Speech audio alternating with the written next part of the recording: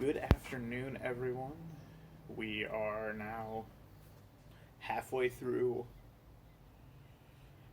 our first full week of quarantine. Um, True quarantine. We've been out of school for about a week and a half now. And so I just wanted to put together a short video of something other than, essay help, reading help, things like that. Just a little something fun. I'm out here on my balcony. You can see my snow shovel behind me. Of course, I'm here with William Shakespeare, who puts the lit in literature. Because, quarantine or not, you always gotta have your coffee. So, today I thought we would do a little reading. This is a mystery story. Very short, only take a few minutes. And it is from this book, which is Artemus Flint, Detective, by Beryl Goldswig. And it is a series of short mysteries following the cases of Detective Artemus Flint. And he somehow always knows how to solve these mysteries. And the trick is to pay attention to see if you can think of how Artemus Flint knew how to solve the mystery. So I'm going to go ahead and I'm going to read the first one for us. Then I will leave us with a word of the day, and then a very brief writing prompt. Just a little something to keep us engaged during our time apart.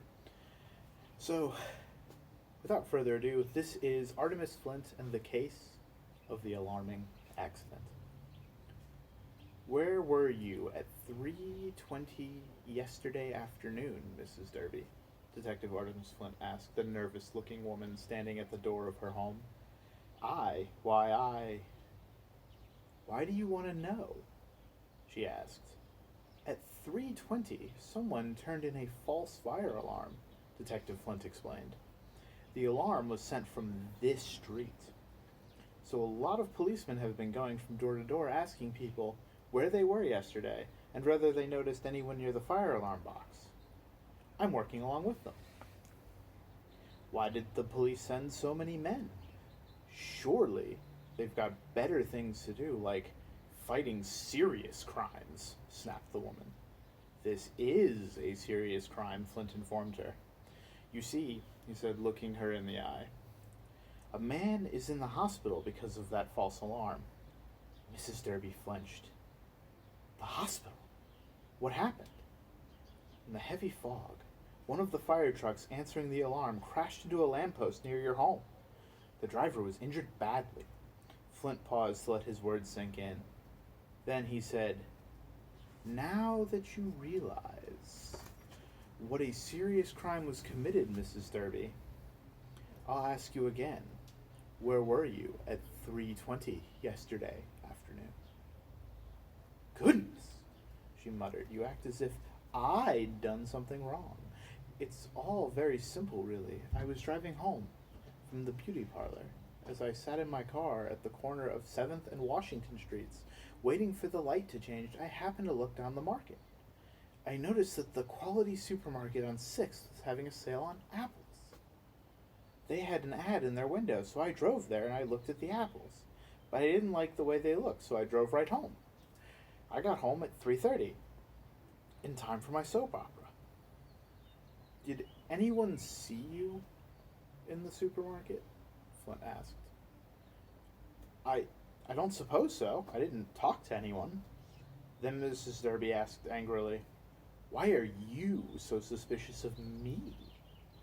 Because, Flint said slowly, one of your neighbors thought she saw you near the fire alarm box at 3:20 yesterday. He stopped, then continued, and because, said Flint, your story is a lie. How did Detective Artemus Flint know Mrs. Derby was lying? So the answer is, of course, here in our book. However, I'm not going to give it to you just yet. I want you to think about that, and I will give you the answer in our next video. But in the meantime, I also want us to introduce a new word to our vocabularies, because what better thing to do when on quarantine than to learn new words? Today's word is ostentatious. How do you spell that, you ask? Let me take care of that for you. So, ostentatious is a word that means, or yes, it means that it is something that is characterized by a vulgar or pretentious display, typically to attract attention.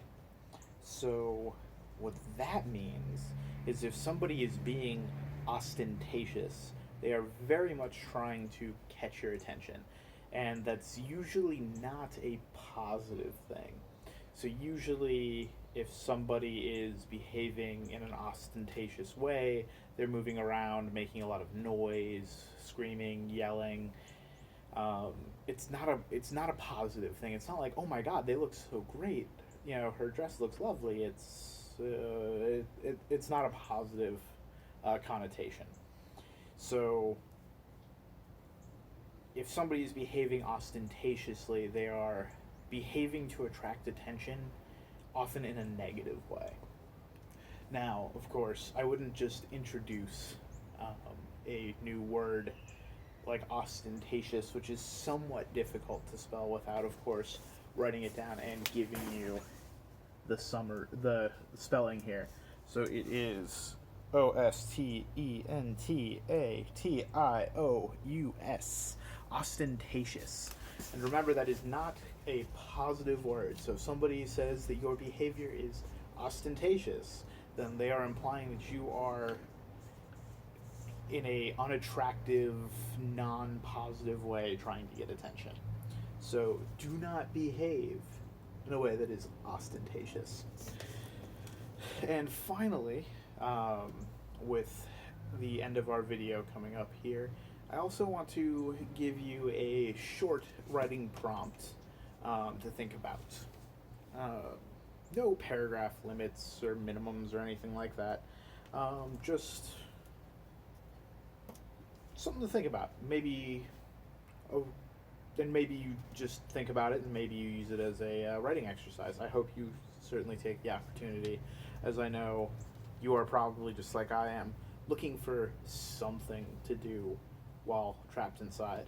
I'm out here on my balcony because that's about as close to the free world as I can get. So I want you to think about, if you were to write your autobiography today, what would the first page say? And that is all for today. I will catch you on our next video.